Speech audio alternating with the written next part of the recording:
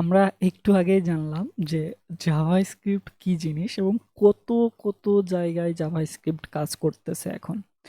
তো আমরা JavaScript code তো লিখব, যেমন আমরা ধরেন খাতায় বাংলা লিখি, লেখার জন্য খাতার প্রয়োজন, কলমের প্রয়োজন। তো আমরা কোড কোথায় লিখব?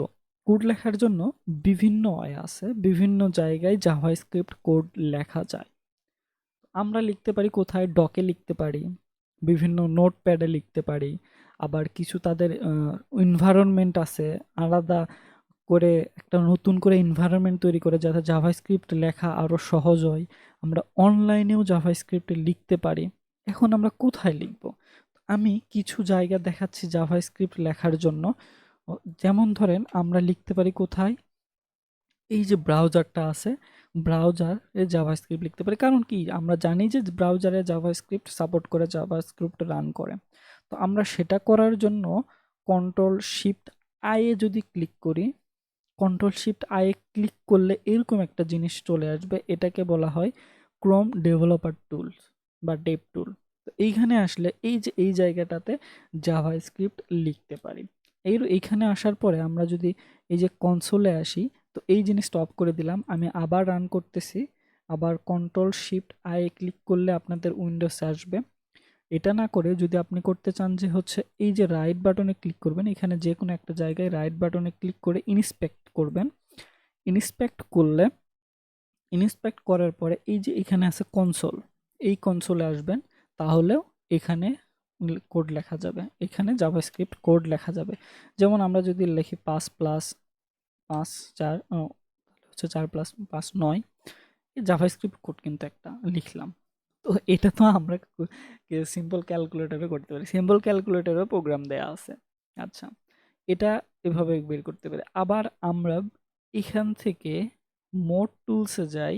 মোড টুলসে গেলে এই যে ডেভেলপার টুল দেখতে পাচ্ছি, এই ডেভেলপার টুলে ক্লিক করলেও আমরা কিন্তু এই জিনিসটা পেয়ে যাই, এখানে কোড লিখতে পারি।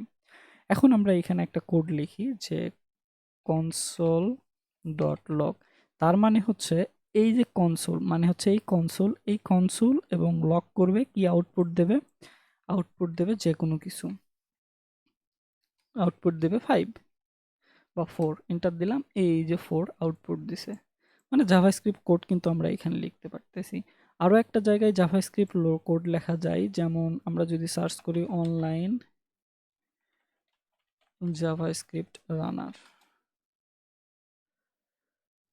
ওয়ান্স কম্পাইলার বা প্লে কোড, এখান থেকেও আমরা কিন্তু এই যে অনলাইনে জাভাস্ক্রিপ্ট লিখতে পারি এবং দেখতে পারি।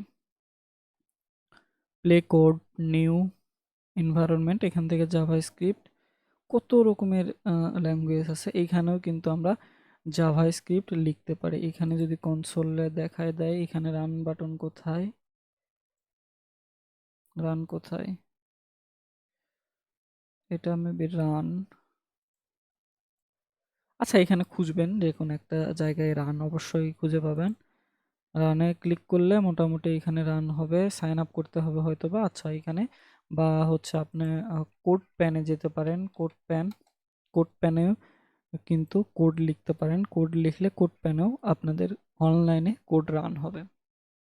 এখানে ওয়েবসাইটে লগ ইন করে কোড রান করাইতে পারবেন। আর সবচাইতে সহজ এবং সবচাইতে সুবিধার জায়গাটা হচ্ছে নোড। আপনার যে নোডটা আছে, এই নোডে কিন্তু জাভাস্ক্রিপ্ট কোড লিখতে পারেন, কিন্তু এইখানে কোড লেখার পরে রান করা খুব ঝামেলা। আমরা কি জানি যে জাভাস্ক্রিপ্ট কোড রান করা ওয়েবসাইটে অথবা একটা ইঞ্জিনে, সেটা হচ্ছে কি নোড জেএসএ। ঠিক আছে, তো এরপরে আমরা সবচাইতে যেখানে সাজেস্ট করব সেটা হচ্ছে যে ভিএস কোড বা ভিজুয়াল কোড নামের একটা কোড এডিটর আছে, বা আইডি আইডি না আইডিএম, আচ্ছা যেটাই হোক, এই জিনিসটা আমরা উইন্ডোজের জন্য ইনস্টল করব। আপনার যদি ম্যাক হয় ম্যাকের জন্য ইনস্টল করবেন, ডেস্কটপ ওই লিনাক্স হলে লিনাক্সের জন্য ইনস্টল করবেন। বিভিন্ন জিনিস এখানে আছে, সেটা এখান থেকে ইনস্টল করে নেবেন। আপনার উইন্ডোজ অপারেটিং সিস্টেম অনুযায়ী এখানে কিন্তু চলে আসবে এবং সেটা এখান থেকে জাস্ট ক্লিক করলেই ডাউনলোড হবে এবং ডাউনলোড হওয়ার পরে অন্যান্য যে সফটওয়্যারগুলো আছে আমি ডাউনলোড করলাম না, যেভাবে ইনস্টল করেন সেমভাবে ইনস্টল করে নেবেন। আর যদি ভিএস কোড ইনস্টল করতে সমস্যা হয়, আমার একটা ভিডিও দেয়া আছে, ওই ভিডিওতে দেখে আপনি ভিজুয়াল স্টুডিও কোডটি ইনস্টল করে নেবেন। এখন ভিজুয়াল স্টুডিও কোডটি ইনস্টল করে নেওয়ার পরে আমরা সেখানে কোড লিখব এবং আপাতত ব্রাউজারেই কোড রান করব। তাহলে আমরা এখান থেকে ছোট করে একটা প্রথম লাইনের কোড লিখি। এখানে লিখব কি console.log hello world। প্রোগ্রামিং ল্যাঙ্গুয়েজে এই যে আমরা হ্যালো ওয়ার্ল্ড পেয়ে গেছি, মানে হচ্ছে আমাদের প্রোগ্রামিং লেখা শেষ, প্রোগ্রামিং ল্যাঙ্গুয়েজ শেখাও শেষ, আমাদের শেষ করে দিলাম এখান থেকে। Bye bye, tata, good bye. না, আমাদের প্রোগ্রামিং ল্যাঙ্গুয়েজ শেখা কেবল শুরু হয়েছে, আমরা পরবর্তীতে প্রোগ্রামিং ল্যাঙ্গুয়েজের ডিটেলস জানবো।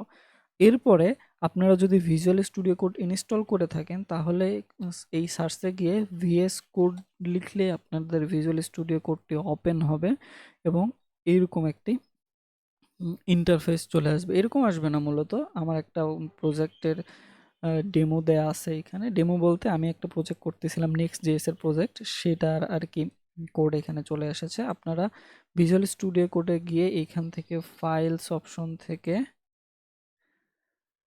ওপেন ফোল্ডার করতে পারেন, ফোল্ডার করে নতুন করে ফোল্ডার তৈরি করে সেই ফোল্ডারে কোড রান করতে পারেন।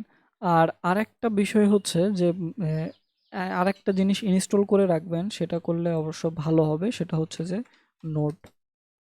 নোড লিখে সার্চ করবেন, নোড লিখে সার্চ করলে এই যে নোড.js এর ওয়েবসাইটে যাবেন, ওয়েবসাইটে গিয়ে এই যে এলটিএস ভার্সনটা, লং টাইম সাপোর্ট ভার্সনটা ডাউনলোড করবেন। কারেন্ট ভার্সন ডাউনলোড করলেও হবে, কিন্তু এলটিএস ভার্সনটা বেশি প্রেফারেবল, কারণ এর কমিউনিটি অনেক বেশি থাকে, সাপোর্ট ভালো থাকে, স্টেবল ভার্সন আর কি, লং টাইম সাপোর্ট আর কি। এটা ডাউনলোড করে মেশিনে ইনস্টল করে রাখবেন।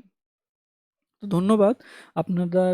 এইটা হওয়ার পরে আপনারা কি এই যে ব্রাউজারে গিয়ে হ্যালো ওয়ার্ল্ড প্রিন্ট করতে পেরেছেন কিনা বা লগ আউট লগ console.log করতে পেরেছেন কিনা, এটা যদি পেরে থাকেন তাহলে অবশ্যই কমেন্টে ডান লিখবেন এবং ভিডিওতে একটা লাইক দেবেন। এখন বিষয়টা হচ্ছে যে আমার সাথে যদি ইন্টারাকশন করেন তাহলে কিন্তু আপনার শেখাটা খুব দ্রুত হবে এবং ইফেক্টিভ হবে, কিন্তু আপনি যদি শুধু ভিডিও দেখে যান তাহলে কিন্তু হবে না।